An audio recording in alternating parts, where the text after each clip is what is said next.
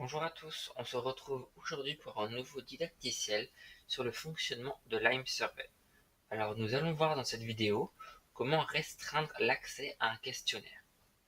Donc, un accès restreint signifie que les personnes ne pourront avoir accès au questionnaire que s'ils ont un code d'invitation. Donc vous pouvez alors choisir à qui donner un code d'invitation.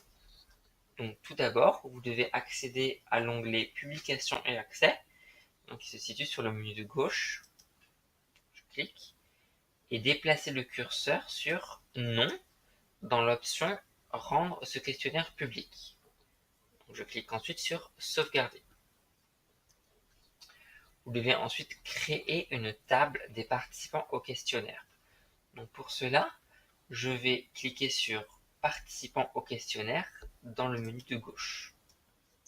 Donc ce message s'affiche et du coup je clique sur Initialiser la table des invitations.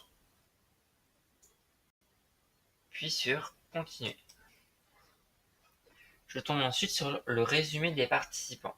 Donc pour l'instant, il n'y a personne, mais nous allons voir comment créer des participants ou en importer. Donc pour en créer, je clique sur le bouton Créer sur la barre du haut. Puis sur Ajouter des participants si vous souhaitez les ajouter un par un. Vous pouvez également importer des participants à partir d'un fichier CSV, donc un fichier avec des valeurs séparées par des virgules, et également créer des participants factices.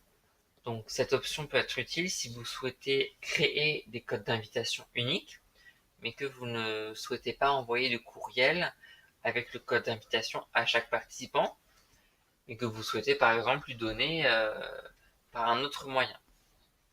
Donc quand je clique sur Ajouter des participants, je tombe sur cette page où plusieurs champs sont à remplir. Donc là on voit le prénom, le nom, le code d'invitation, le courriel, etc.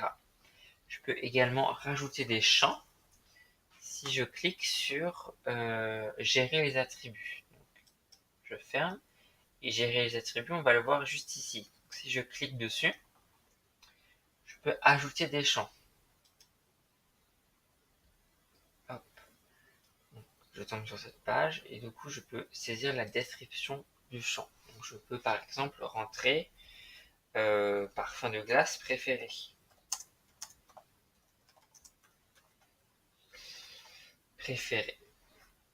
Et voilà. Et du coup, je peux faire sauvegarder. Donc si vous souhaitez avoir plus d'informations sur ces champs d'attributs, n'hésitez pas à consulter le manuel d'utilisation.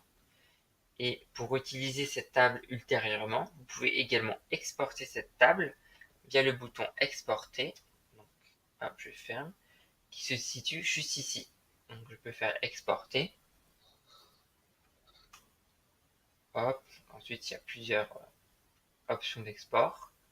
Et je fais télécharger le fichier CSV, donc avec des valeurs séparées par des virgules. Et voilà, à bientôt pour de nouvelles vidéos.